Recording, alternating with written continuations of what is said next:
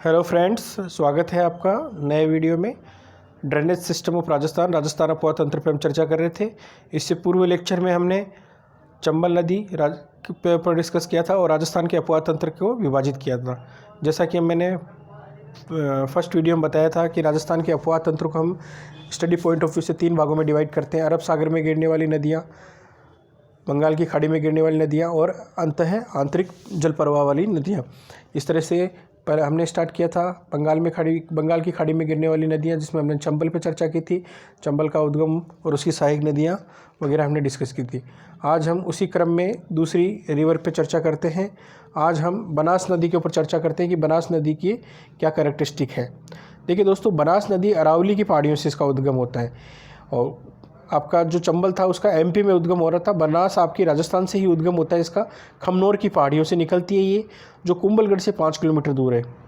और बनास राजस्थान की सबसे प्रमुख नदी है क्योंकि इसका संपूर्ण मार्ग इसी राज्य में है। जो आप देखोगे राजस्थान में उद्गम होती है, राजस्थान में ही ये चंबल में मिल जाती है, तो ये बहुत ज़्यादा इंपॉर्टेंट हो जाती है। और ये कुंभलगढ़ से दक्षिण की ओर गोगुंदा के पठार से प्रवाहित होती है। गोगुंदा काफ़ी चर्चा में रहा था, आपने महाराणा प्रताप का नाम सुना ही है, उनके कारण ये काफ़ी चर्चा में रहता है। ये वही जगह है, वहाँ से प्रवाहित होती हुई अरावली श्रेणी काट कर नाथद्वारा, राजसमंद और रेल मगरा होती हुई चित्तौड़गढ़ भीलवाड़ा जिले से बिगोद के पास बेड़च को सम्मिलित करते हुए सवाईमाधोपुर कोटा के समीप चंबल में मिल जाती है। तो कहाँ से निकली? कुंभलगढ़ से, और मिली कहाँ पर? सवाईमाधोपुर के निकट आपके चंबल में मिल जाती है।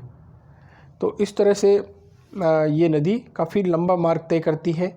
और अगर इसकी लेंथ देखें तो 480 किलोमीटर आपकी इसकी लेंथ है, जो राजस्थान में इसकी देखें तो। और लंबाई से तुलना करें अगर चंबल नदी से, तो चंबल से बहुत लंबी है, क्योंकि चंबल नदी आपकी सिर्फ 150 किलोमीटर के आसपास ही राजस्थान में बहती है। ये आपकी 480 किलोमीटर का एरिया कवर करती है। ग्रीष्म काल में नदी ये सूख जाती है। जैसा मैंने कहा था कि पहले वीडियो में कि चंबल ही एक ऐसी नदी है जो पूरे साल जिसमें पानी रहता है, रेस्ट ऑफ द रिवर्स में पानी कम हो जाता है या सूख जाती है। तो ये बनास नदी भी आपकी सूख जाती है। और इसकी अगर प्रमुख सहायक नदियों के ऊपर हम चर्चा करें तो बेड़च नदी, कोठारी, खारी, मैनाल, बांडी, मानसी, ढूंढ और मोरेल इसकी प्रमुख सहायक नदियां हैं। और इस नदी को वन की आशा भी कहा जाता है, तो होप ऑफ दी फॉरेस्ट, क्योंकि जब इस नदी में पानी आता है तो जितना ये, क्योंकि जंगलों से होते बहुत ज़्यादा एरिया कवर करती है, और इस नदी में जब पानी आता है तो वहाँ पे आपका वन हरे भरे नज़र आते हैं।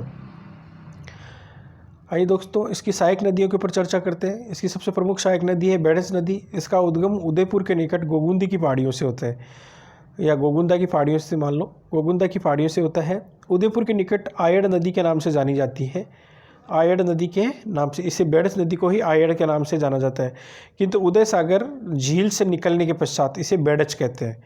देखिए दोस्तों, 2-3 नाम हो गए इसके, इसलिए कन्फ्यूज़ नहीं होना है। बेड़च, आयड़ और आपका उदय सागर से निकलने के बाद इसे बेड़च बोलते हैं। तो इसलिए आयड़ और बेड़च एक ही है, लेकिन इनका अलग अलग जगह चेंज हो जाता है नाम। इसके पश्चात ये चित्तौड़गढ़ जिले में प्रवाहित होते हुए बिगोद के निकट बनास नदी में मिलती है। ये नदी कहाँ मिलती है आपकी? बनास नदी, चित्तौड़गढ़ के आसपास ये मिल जाती है बनास नदी में। तो आप इस मैप में देख पा रहे हैं इसका लोकेशन।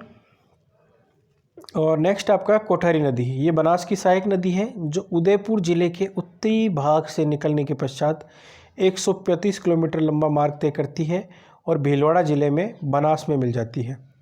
तो कोठारी नदी भी आपकी बनास की सहायक नदी हुई, उदयपुर जिले के उत्तरी भाग में निकलने के पश्चात आपका भीलवाड़ा में ये बनास में मिल जाती है।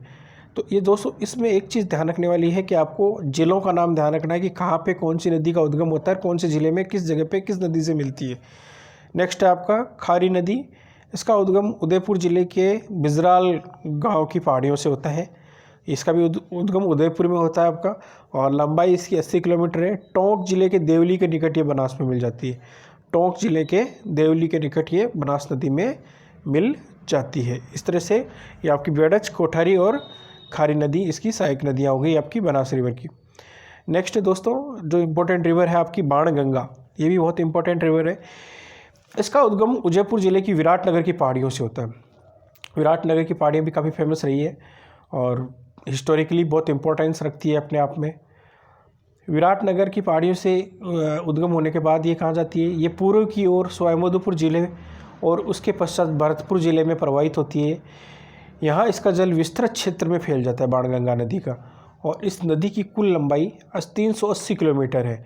अंत में ये आगरा में, आपके आगरा ज़िले के निकट फतेहाबाद के बाद निकट यमुना नदी में मिल जाती है।